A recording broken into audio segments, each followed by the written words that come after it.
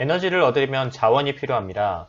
하지만 자원의 양은 한정되어 있으므로 에너지를 효율적으로 이용해야 합니다.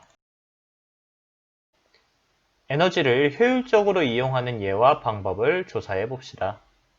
전기기구에는 에너지를 효율적으로 이용하는 정도를 1에서 5등급으로 나타낸 에너지 소비 효율 등급 표시가 있습니다. 일반적으로 냉장고, 공기청정기, 세탁기 등의 전기기구에서 볼 수 있습니다. 그 다음 대기전력 기준을 만족한 전기기구에 붙인 에너지 절약 표시가 있습니다. 대기전력이란 전자제품의 전원이 꺼진 상태에서 콘센트에 꽂아두기만 했을 때에도 소모되는 전력을 말합니다. 컴퓨터나 프린터 등에서 볼 수 있습니다. 그 외에 고효율 기준을 만족한 제품에 주는 고효율 기자재 인증 표시 등이 있습니다.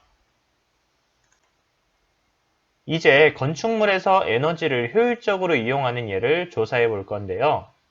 영상을 2개 보여줄 거예요. 영상을 보면서 실험 관찰 57쪽에 2번을 해결해 보세요. 서울 강남의 한 연립주택. 도시에서의 겨울 준비도 별반 다르지 않습니다. 창문에 비닐로 된 단열재를 붙이고 있는 박기용 씨. 그런데 시중에 판매되는 일반 단열재와는 모양이 좀 다릅니다. 일반적인 이런 방풍비닐이나 이런 것들을 보면 이게 한번 벽에 붙여놓으면은 겨울 내내 환기를 못하고 붙여놔야 되는데요. 이 같은 경우는 이렇게 찍찍이로만 붙였다 뗐다 한 번씩만 해주면 여름에는 떼고 겨울에는 붙이고 하는 작업을 할 수 있는 거죠. 이거 선생님이 직접 만드신 거예요? 네, 제가 생각을 해서 이게 그전에 다른 비닐도 많이 써보고요. 그 다음에 커튼도 해보고 해봤는데 단열 효과가 생각보다 좋지 않더라고요. 그래서 이걸 어떻게 할까 생각을 하다가 포장마차를 갔는데 이렇게 포장마차에 투명한 비닐이 있더라고요. 그래서 제가 그거를 이런 집에다가 붙여보면 어떨까 생각을 해가지고요. 환기가 겨울철에 아무리 그래도 환기를 자주 해줘야 되잖아요. 그러니까 그럴 때는 이렇게 쭉 뜯어서 환기를 했을 때는 열어 쓰다가요. 그 다음에 환기 끝나면 저녁이 되면 다시 닫아놓고 자크만 내리면 그러면 바로 난방이 될 수 있도록 제가 한번 생각을 해봤습니다. 시중에 판매되는 여러 단열재들을 써본 경험으로 자신의 집에 맞게 고안해낸 것인데요. 효과는 어떨까요? 붙이기 전과 후 파란색에서 노란색으로 온도 차이가 확연히 보이죠? 창문뿐만이 아닙니다. 안방벽에 들어가는 단열에도 박기용 씨는 고민을 많이 했습니다. 지금 만져보시면 알겠지만 푹신푹신한 단열재가 들어있습니다. 여기에 이제 열반사 단열재라고 해서요. 은박지가 붙어 있습니다. 그래서 우리 몸에서 나오는 열이라든지 이 방 안에서 있는 뜨거운 열을요. 이 적외선 부분을 다시 반사해서 우리한테 돌려줍니다. 그러니까 열 효율이 훨씬 더 좋아지고요. 그 다음에 밖에서 오는 냉기도 막아주고 안에는 열을 다시 돌려주기 때문에 훨씬 더 우리 집안을 따뜻하게 만들어주는 거죠. 이게 진공관이에요. 진공관. 그래서 여기 보시면 이 유리하고 두 겹의 유리인데 두 겹의 유리 사이가 진공으로 되어 있어요. 그래서 안에 들어온 열이 햇볕으로 들어온 열이 다시 빠져나가지 못하도록 만들어진 구조의 진공관입니다. 이해 온도가 올라가면은 150도, 200도까지도 올라가요. 안쪽에는 이렇게 유리가 똑같이 되어 있어요. 그런데 이 겉에는 뭐가 튀냐면 티타늄으로 이렇게 도금이 되어 있습니다. 그래서 이게 햇빛을 보게 되면 이것이 굉장히 뜨거워져서, 그러니까 즉 햇빛 빈 에너지가 열 에너지로 바뀌게 돼요. 그것을 이 안에는 넣고 이렇게 이중으로 되어 있어요.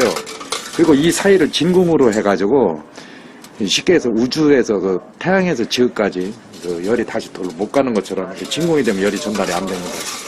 우리가 도시락통 마호병도 이런 식으로 되어 있습니다. 팬을 통해 들어온 공기가 유리 진공관을 통과합니다. 진공관을 통과하던 공기는 태양빛으로 데워지고 데워진 공기들이 위쪽으로 밀려 나옵니다. 완성된 온풍기는 태양볕이 가장 잘 비치는 옥상에 부착되어 있는데요.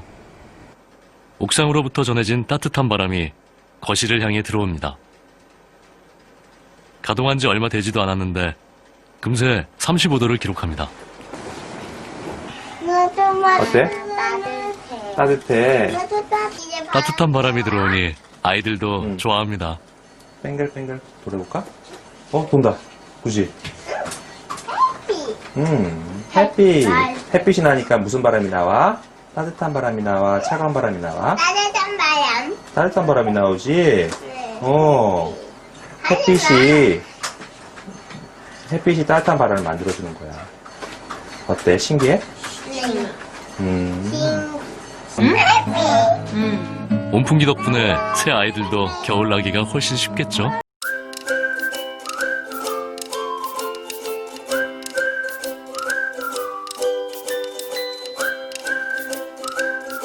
이 집은 독일의 전형적인 패시브 하우스입니다.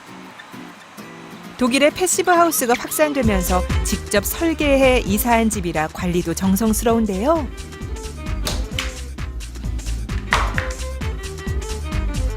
(240제곱미터) 약 80평 규모의 높은 층고를 자랑하는 이 집은 패시브 하우스의 설계 기준을 꼼꼼하게 담았다고 합니다. 집에 대한 애정이 남다른 부부. 앙젤라 슈몰, 조첸 스테디 씨. 집안 전체가 갤러리처럼 우아하고 숨을 쉬듯 쾌적한데요. 조첸 씨를 따라 패시브 하우스의 심장이라는 지하 설비실로 가봤습니다. 지붕에 설치한 태양열 지별판에서 모은 열을 저장해두는 곳인데요. Das ist jetzt das Gerät, das steuert die Wärme vom Wasser. Auf dem Dach sind die Kollektoren, die sammeln die Wärme und die speisen das dann von hier aus in diesen Speicher ein. Und dann haben sie sozusagen durch die Sonnenenergie warmes Wasser und brauchen keinen Strom dafür. Und dann sehen Sie hier, jetzt ist er voll. Ja, also er hat jetzt gearbeitet, jetzt ist er voll. Und man kann dann immer vergleichen.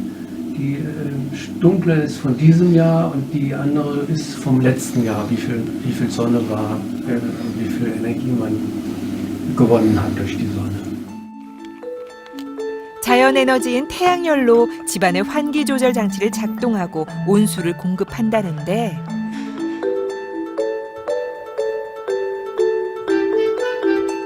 집과 관련된 서류를 꼼꼼하게 관리하고 있는 조첸 씨. 독일의 건축물은 에너지청으로부터 에너지 효율 등급 인증서를 발급받아 건물의 에너지 소비량을 알 수 있는데요. 이 집은 에너지 소비량이 아주 적은 편에 속합니다.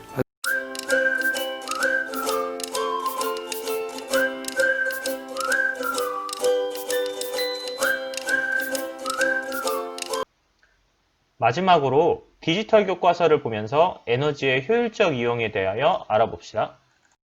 한겨울 나무는 봄을 품고 있습니다. 겨울눈이 그것입니다. 봄이 되면 피어날 새 생명을 위해 혹독한 겨울을 잘 견뎌내야 합니다. 목련의 겨울눈은 여러 겹의 껍질과 따뜻한 털로 부드러운 겨울눈을 보호합니다. 칠엽수의 겨울눈은 부동액과 같은 끈끈한 액체가 감싸고 있어 겨울눈을 외부의 추위로부터 지켜줍니다. 곰은 일정한 체온을 유지하는 동물입니다. 기온이 떨어지면 체온 조절이 어렵고 먹이를 구하기 힘들기 때문에 최대한 움직임을 적게 하여 에너지를 아낍니다. 실제 겨울잠을 잘 때는 몸의 대사율이 4분의 1 정도로 떨어지며 심장박동도 분당 55회에서 9회로 줄어든다고 합니다. 다람쥐는 곰처럼 겨울철 체온 유지가 중요한 동물입니다. 따라서 가을이면 도토리나 열매와 같은 먹이를 많이 섭취하여 살을 찌운 뒤 따뜻한 보금자리를 마련하여 겨울잠을 잡니다. 다람쥐의 경우도 평소 1분에 150에서 200회 뛰던 심장박동수가 1분에 5번 정도로 크게 줄어듭니다. 전등은 전기 에너지를 빛 에너지로 전환해 이용하는 기구이지만 전기 에너지의 일부는 열 에너지로도 전환됩니다. 백열등과 형광등에 비해 발광 다이오드는 열 에너지로 전환되어 손실되는 에너지의 양이 적습니다. 그럼 오늘 배운 내용을 바탕으로 실험 관찰 57쪽을 해결해 봅시다.